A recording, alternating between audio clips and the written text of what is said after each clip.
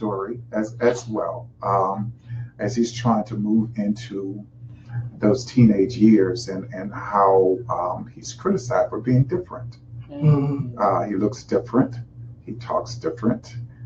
He thinks a little differently from some of the other kids in the community because of his background, his family background, and all. And so he's singled out for those differences. But those are the things that make us who we are, that we are different. Yes. And usually bullies come at those things that make us different, unique, so to speak. And so we can't allow them to marginalize us. We cannot let the bully define us. We are who we are, and we need to accept that. So the protagonist is challenged in accepting that he is different because he wants to fit in so much within the community in which he's living.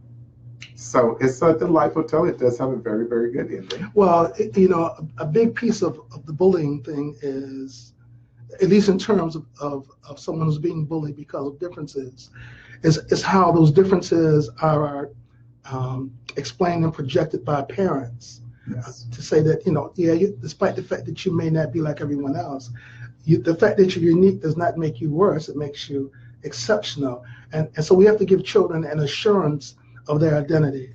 Yes. Okay, because when we don't, then that identity gets defined by the low knowledge they have and by other people. Exactly. I agree wholeheartedly. And we need to give our kids those type tools to be resilient. Not only let them know who they are, but in the Christian community, whose you are as well, and that you are bigger, you're better than just a name or label or a tag that someone else is trying to place upon you. And therefore you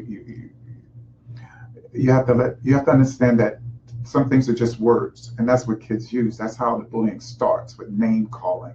And that's what the individual in my book goes through, a lot of name calling. And the bullies are trying to rope you in to argue with them. And once you get into that web, they've gotten you. Why? Because the number one thing a bully wants to do is hurt your feelings. Yeah. And when you start to react negatively to it, argue with them, verbally joust back and forth, they feel that they've won. And so we need to let our kids understand and know that you are more than just what someone says about you. Gossip. You are bigger than or better than someone not inviting you to a party or a social gathering. Right. But when you're the age of young people, that means so much to them. Yeah. So we need to give our young people those tools to be a little bit more resilient. We're going to deal with the bullying, but we have to understand that if someone hits you, that's a crime. That's an assault. And that needs to be reported and dealt with. If someone breaks something that belongs to you, well, that's vandalism. That's a crime. That should be reported. Well, one of the problems, though, brother, is we ask a lot of children in the bullying situation to do some things that their particular culture says don't do. So it's a question of how do we strengthen them, because giving them the knowledge and even giving them the tools or apparatus to deal with it, it's still asking a lot of them to apply it. Like, do I tell them, do I not tell? Because if I tell, that's not what we do.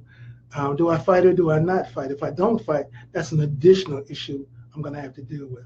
Right. Some things are culturally, as you just brought out. And in some cultures, you get hit, you better hit back.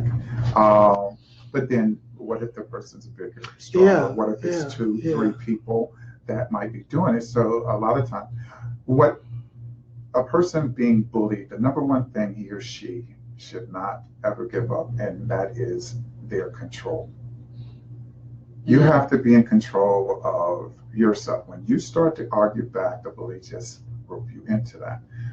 You're not going to stand there and let anyone beat you up. You're entitled to your self-defense. But again, when you give up the ability to stay in control of the situation, then you're just left out there to the wolves, and they have you right where you want. Yeah, it's that thing that we've always been taught about. You can't control what other people will say to you, but you can control your verbal response. And the problem is, of course, it's such a huge problem among our children.